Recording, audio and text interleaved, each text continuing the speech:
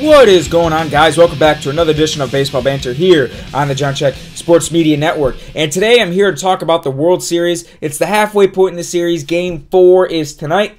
And it's been a great World Series to this point. Outstanding pitching. There's been some controversy, some blown games, some history made. And so far, it's been an outstanding World Series. Been very enjoyable. And let's get right on into it. Game 1. What a great way to start off the series. Now, I'm pulling for the Mets. I had picked them to win the series in 6 games.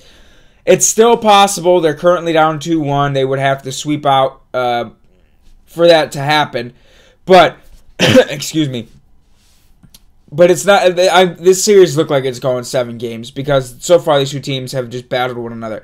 So game 1, Edison Volquez goes up against Matt Harvey. And before this game, Edison Volquez's dad actually passed away. Now there was reports that Volquez knew about it, but there's also reports that Edison Volquez didn't know about it till after the ball game. Now, either or. It's something that's extremely hard to deal with. You know, I've had to deal with this myself because my dad passed away 3 years ago.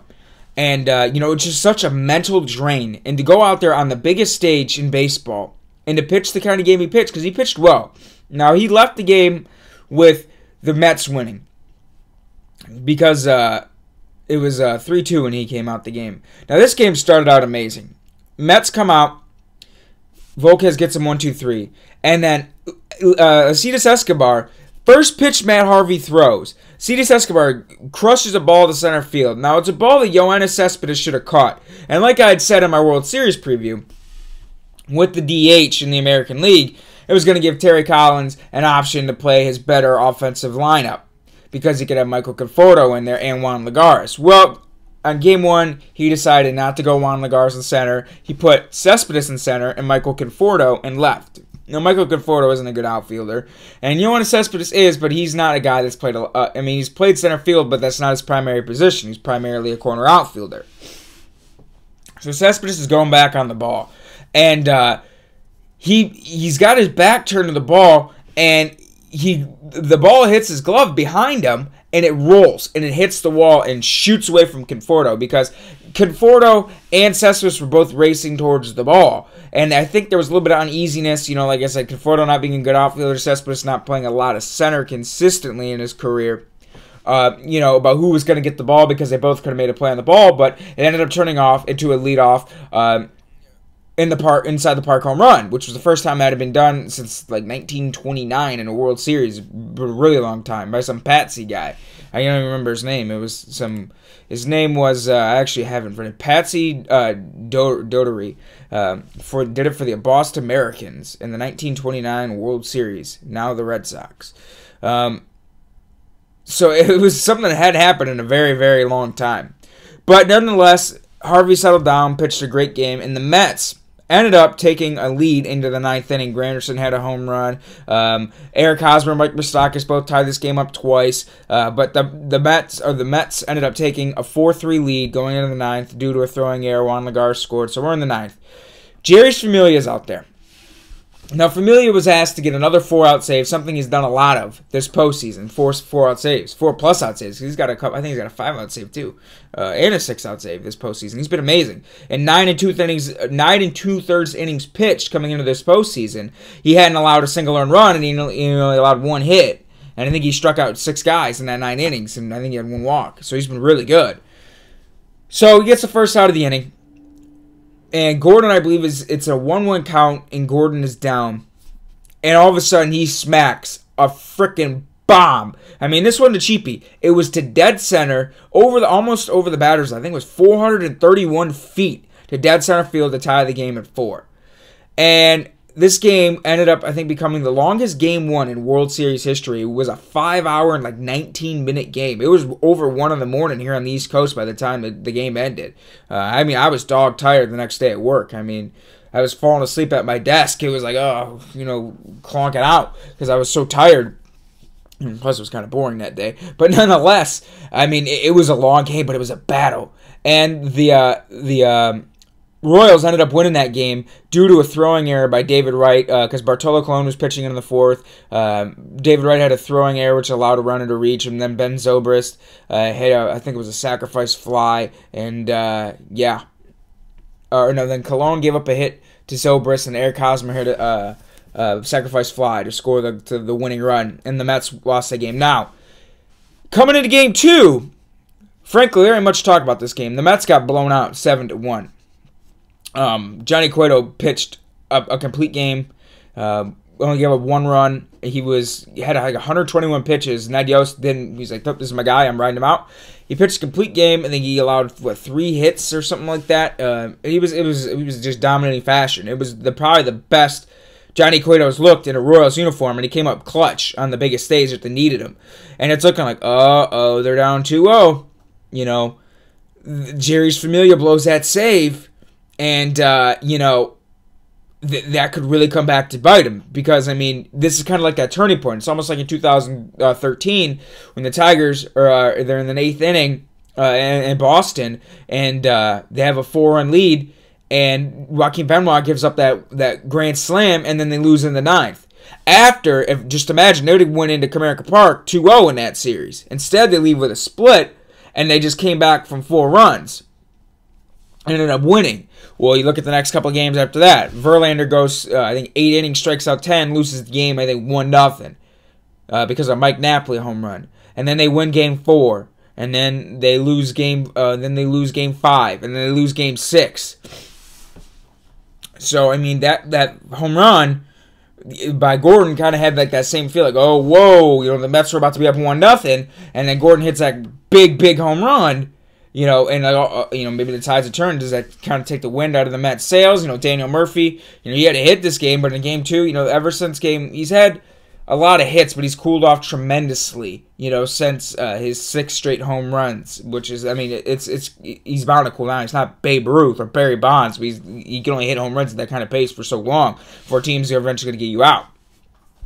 But, it's like, whoa, Royals magic working again. So we go into Game 3, and a lot was made in this game about how both Jacob deGrom and Matt Harvey kind of stayed away from their fastballs a little bit in the first 2 games, because the Royals actually had the highest average on fastballs, 95 miles or above, this year. And Matt Harvey really strayed away from his fastball. He's usually like a guy that's like 55, 60% fastballs, but I think he was like 30 to 35% fastballs, and the rest were breaking balls in his first game out.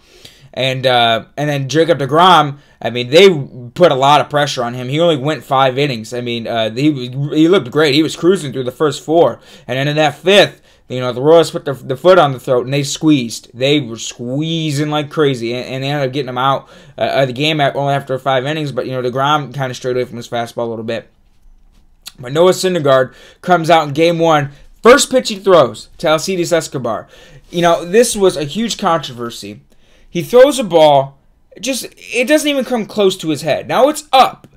Yes. Does he make him back off the plate? Yes. But this ball is inside part. If this ball was down, it would have been inner black of the plate. It was over the plate. But it was up.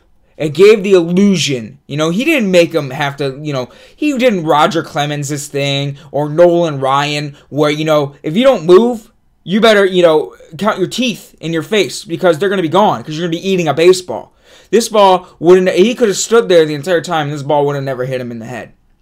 And there's a lot of controversy about it. And Noah Syndergaard had a great quote after the game because people are like, well, Mets players took offense to it or Royals players took offense to it. Mike Moustakas was out there chirping and everything else like, okay, I see, blah, blah, blah. But something I have no problem with this. Alcides Escobar had 11 straight games with a leadoff hit.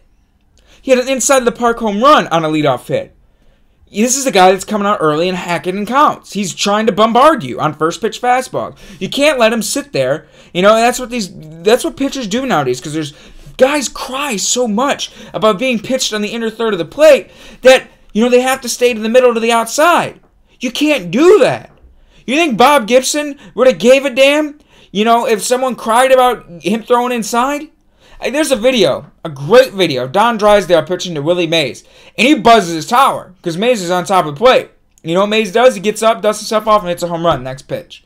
You think Don Drysdale gave a damn about people crowding the plate? No. You think Nolan Ryan gave a damn? No. If you are going to stand in there and you're going to keep attacking first pitch fastballs game after game after game, you're going to eat the freaking ground. And this pitch with Syndergaard, this is just, it's not even like it's like a Nolan Ryan purpose pitch. This ball, if Escobar would have stood in there, wouldn't have hit him. But it wasn't enough to make him back out the way of the plate and say, hey, dude, you want to hit first pitch fastballs? Good luck on this one. And Syndergaard said after the game, if they had a problem with it, the mound, I'm only 60 feet 6 inches away. Now, Syndergaard, I think, is like 6'6", 245, and he's a built-ass dude. So chances are they're going to lose that one if they had a problem with it. There's a great chance they're going to lose that one if they had a problem with it. But, I absolutely loved his comments. And, it's so awful in baseball nowadays. Now, I'm not saying I want guys to get beaned. And I'm not saying it should be how it used to be where guys, they were, you could put some Barbasol on their chin. And after they got pitched, it was they had a clean shave underneath their chin because that's how close that ball was to them. I mean, look at Sal Maglie. They called him the barber. I'm not saying it should be like that anymore because, that's just dangerous. But, to have a purpose pitch and to knock a guy away a little bit. Like, I can remember there was a game in Tampa Bay a couple years ago. Fernando Rodney was pitching to Miguel Cabrera. And this is Miguel Cabrera the year he won the Triple Crown. And he threw inside and backed Miggy off the plate.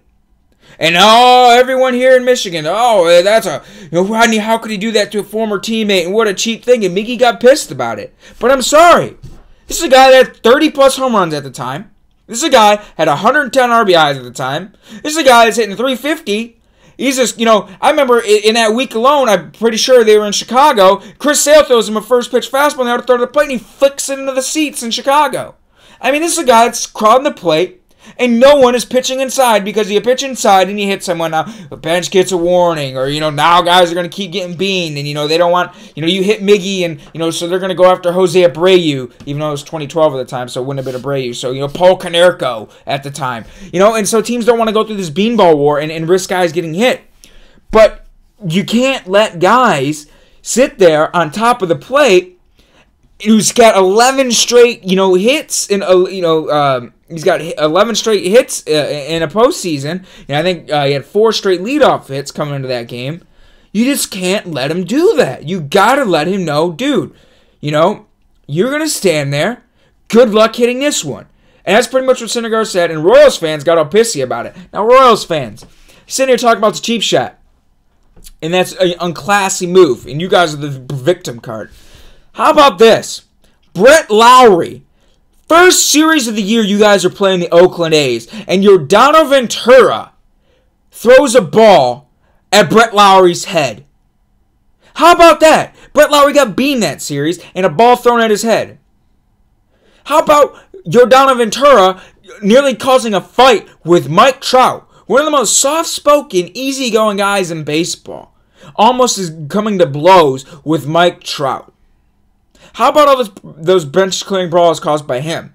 But it's okay when Ventura throws a ball. I think Calvin Herrera threw one at Brett Lowry too. Guy who throws 100 towards Brett Lowry's head.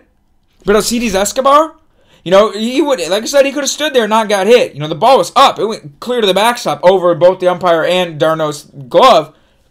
But it's not okay for Syndergaard to do that? Okay, kind of hypocritical there, guys. Nice job, Royals fans. Forgetting some stuff along the way. But nonetheless, I was happy for that. And Syndergaard came out and he established his fastball as a pitch that he's gonna, use to get guys out. Now, the Royals did get a run in the first inning off of Syndergaard after he got out Alcides Escobar. But David Wright comes back in the second inning and hits a monster 2-run shot. His very first I think it was his first postseason home run. His first World Series home run, I believe is what it was. Not postseason, for a World Series home run. And then the Mets tied it, or then the Royals tied it, and then Curtis Granderson hit a home run. I think it was a 2-run shot, yeah, because Noah Syndergaard actually got a single off of Yordano Ventura, and then Granderson hit a home run off of him. And then the floodgates opened, and the Mets ended up winning this game big at home. And Syndergaard pitched great. They ended up winning this game 9-3. They ended up having a 4-run 6th inning, and yeah. it was pretty much over after that. After Granderson hit the after hitting the 2-run homer, and then the Mets added another run in the 4th on an RBI single by Conforto, and then 4 more in the 6th inning. And yeah, it just wasn't good. Frankie Morales looked terrible. He came out. So now for the rest of the series, it's going to go at least 5 games. Game 4 tonight is Chris Young versus Steven Matz. Chris Young came out in Game 1 and pitched actually very, very well. He pitched, I think, 3 innings of scoreless relief. He matched the Mets pitch for pitch. And I was really surprised how deep the Mets bullpen was able to go in Game 1, considering they're not nearly as deep as the Royals are for bullpen depth. And they came out, those teams battled one another pitch for pitch until Cologne in the 14th. But it is what it is. So Chris Young, he's a guy, huge guy, 6'10", and everyone, all they ever talk about is deception because he's so big, he's so tall, he throws the ball out of such a high arm slot that his 90 looks like 95. And a lot, I've heard this so many times by broadcasters who are former players, and just guys in general. He's the toughest at bat they've ever saw because of where he throws the ball from and how tall he is. It's hard to pick up the ball, so it gets on you really fast because he's thrown from such a high downward plane. So it's going to be interesting. And Steven Matz has done good work so far in this postseason too. I mean, it's awesome for Steven Matz is he's a hometown New Yorker. He actually still lives at home with his parents, his kid. So he's actually commuting from his childhood home in his childhood bedroom to come pitch Game 4 of the World Series. Now, this is a must-win game for the Mets. If they fall behind 3-1, Toronto made the same mistake. They fell behind 3-1. And, they made it close. They made it 3-2. And you could argue that they should have won Game 6 to make it a Game 7 for the ALCS. But, the Mets, they need to come out and win tonight. And if they got a guy that they can do it off of, Chris Young. I mean, they got a guy that's not a hard thrower. He is very deceptive, but, they're at the home. Their home crowd. Lucas Duda's heating up. David Wright had a homer. Curtis Granderson had a homer. There's finally other guys around the lineup that's not named Daniel Murphy actually hitting. So they need to ride this momentum and not let the Royals into it because the Royals are a scrappy team that don't die easily. And Game 1 showed that. They've showed it all postseason. Game 1, they're down, 1 out in the 9th, and Alex Gordon hits a home run. They lose that game. And they get blown out in Game 2. So then this is the game. They need to come back, statement win, tie this series back up. And, leave Citi Field with a 3-2 lead. They have to sweep out at home. There's no, because they lose tonight or Sunday. It's over. It don't matter. Even if they if they leave Citi Field down 3-2, they will not win this series. They have to sweep out at home. They have to. If they're going to win this series. So, Game 4 tonight, Steven Matz and Chris Young. And Game 5, is going to be Edison Volquez, Matt Harvey, and then Game 6, I would imagine, would be, again, Johnny Cueto and Jacob deGrom. And then Game 7 would most likely be, I would imagine, it would be Noah Syndergaard, and they'd probably do a mixture of, they'd probably ask Volquez to pitch on short rest, or, at least keeping Donovan Turner on a short leash, because he's a guy, once you get in his head, he's done. He's a very, very emotional kind of pitcher. And, yeah. So it's been a great series so far. Lots of controversy, which is always nice to see. Gives people stuff to talk about. Keeps baseball in the news. Lots of controversy, some history repeated, and let's just hope. I really want the Mets to win, but the Royals are a scrappy team, and it's been great. So let's go Mets, and enjoy the rest of the series, guys. And I'll be here to talk about the rest of the series, about what went down after it's over with, and some new Tigers videos next week. I'm going to be doing some Tigers off-season outlook videos, a Tigers wish list video, and, maybe talking about the current state of the Tigers roster and what I hope they do. That's all I got for you guys today. Thanks for watching, and we'll see you guys in a couple days. You must die back in the front. You coward! You